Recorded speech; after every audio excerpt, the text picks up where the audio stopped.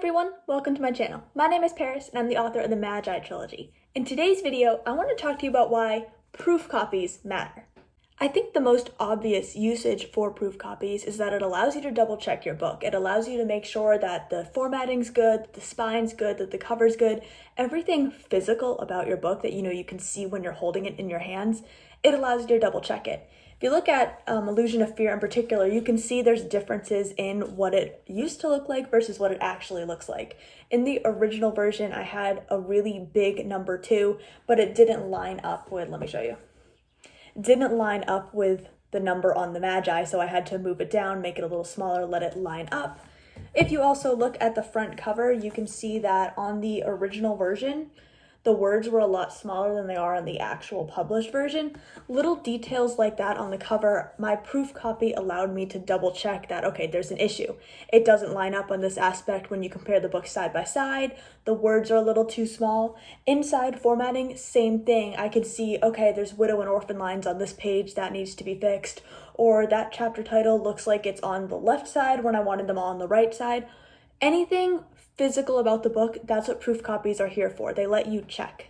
Another very helpful thing about proof copies, and this is also why I upload the files to my book even before I'm ready to print the proof copy, is it lets you confirm the print cost for the actual published book, because your proof copy is just an unpublished version of the exact same thing. There's no difference except for the not for resale sticker, meaning whatever print cost your proof copy is, that's going to be the same print cost of the book, which is very helpful when it comes to just figuring out the actual pricing of your book. And it will help you kind of just gauge, okay, maybe you need to take some pages away. Is there a way for you to shrink the font a little bit so that it's less pages and a lower print cost? It allows you to kind of keep an estimate and be like, okay, this is how much the book actually costs. The third helpful thing about proof copies is that they're a very helpful marketing tool. This is a physical version of the book, meaning you can use it to advertise to your audience. Whoever it is that's going to sell your book, you can show this to them. This is my book. It's coming out in 27 days.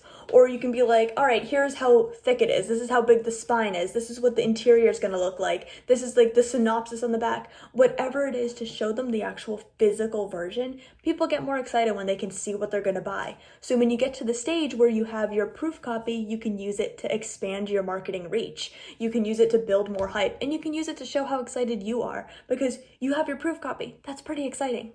Now, the fourth thing I have found with proof copies that's very helpful is it gives you a chance to experiment. It lets you play around with little details, little physical details of the book. With the Mageye, for example, I wasn't sure if I wanted a matte or a glossy cover. I don't know how well you can see the gloss. You can see it better over here. Let me switch order.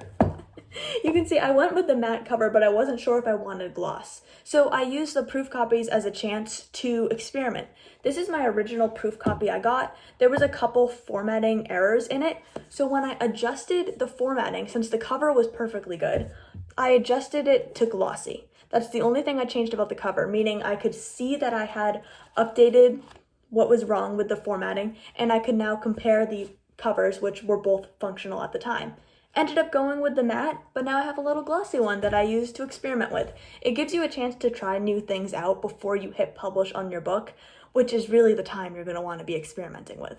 Moving on from the very broad topic of what proof copies are typically useful / helpful for, some other quick things you should know about them before you get your proof copies is that number one, on KDP specifically, while you could come back and order another proof copy next week and the week after that and so on and so forth as you continue to make edits, adjustments, whatever it is you're fixing with the book, you can only order 5 at one period of time. I think ultimately the reason for this is that proof copies are just used to really check your work, to make sure everything looks good. They're not what you're selling, which leads me into the second thing about them is that proof copies are different than author copies.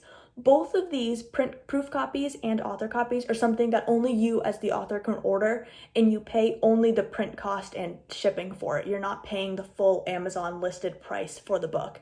Just whatever the printing is, that's what you're paying. The difference between proof copies and author copies is basically once you hit that publishing button. If you're ordering a copy of your book before you hit publish, it's going to come with a not for resale sticker on it. It's going to be somewhere on the cover, just printed on top.